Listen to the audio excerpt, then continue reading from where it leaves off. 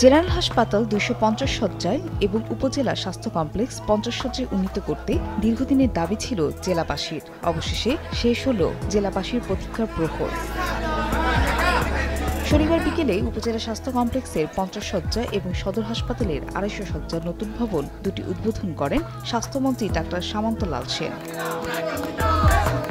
পরে সদর হাসপাতালের কনফারেন্সের রুমে স্বাস্থ্যমন্ত্রীর সঙ্গে এক মতবিনিময় সভার আয়োজন করা হয়। এতে অংশ নেন জাতীয় সংসদের হুইপ মাশরাফি বিন মুর্তজা, স্বাস্থ্য অধিদপ্তরের মহাপরিচালক অধ্যাপক ডাক্তার আবুল হাসান বাশার, মোহাম্মদ খুরশিদ আলম এবং অতিরিক্ত মহাপরিচালক ডাক্তার মির্জাদি সেন্টিনা ফ্লোরা সহ জেলার উচ্চ পদস্থ কর্মকর্তারা। এ সময় স্বাস্থ্য খাতে সেবার মান নিশ্চিতে সব ধরনের সহযোগিতার আশ্বাস দেন মন্ত্রী।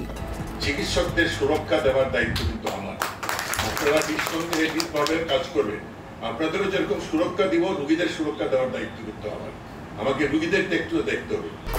১, ২, ৩ ঢাকায় জমি জিতে নিন ১০০% ক্যাশব্যাক সহ ২০ কোটি টাকার পুরস্কার। আপনারা নির্ভয়ে কাজ করবেন। আপনাদের কোনো রকম কোনো অসুবিধা হয়, যে কয়টা দুর্ঘটনা বাংলাদেশে ঘটছিল, আমি প্রত্যেকটাতে কিন্তু ডাইরেক্টলি ইন্টারফেয়ার করছি, প্রত্যেকের সাথে কথা বলছি যে আমার চিকিৎসক ভাইদের কথায় কথায় গিয়ে অ্যাটাক করা এটা চলবে না। এটা খুবই খারাপ জিনিস।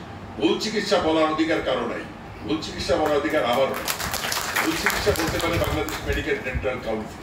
সুতরাং ভুল চিকিৎসার অজুহাতে চিকিৎসকদের উপরে আঘাত করা এটা আমি কোনোভাবেই মেনে নিব না, এতে কোনো সন্দেহ নেই। আবার আমি রোগীদেরও যাতে চিকিৎসা কোনো অবহেলা না হয়, রোগীরা যেন চিকিৎসা পায় সেই ব্যাপারেও আমি সজাগ থাকি। আর চিকিৎসকরা নড়াইলের জনগণকে ঠিকমতো সেবা দিলে তাদের সুযোগ সুবিধা দেখভালের আশ্বাস দেন হুইপ।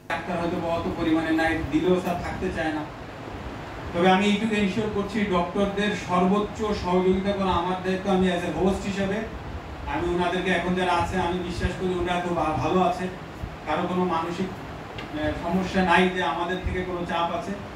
আমরা অবশ্যই আমার ডক্টরদের এনশিওর করতে চাই আপনারা আসেন নড়াইলে, আপনারা নড়াইলে আমাদের সেবা দেন, আমরা আপনাদের সেবা দিচ্ছি। হাসপাতাল দুটির শয্যা সংখ্যা বাড়াতে ৪৫ কোটি ৫০ লাখ টাকা ব্যয়ে নতুন ভবন নির্মাণের কাজ শুরু হয় ২০২০ সালের মার্চে। সময় সংবাদ, নড়াইল।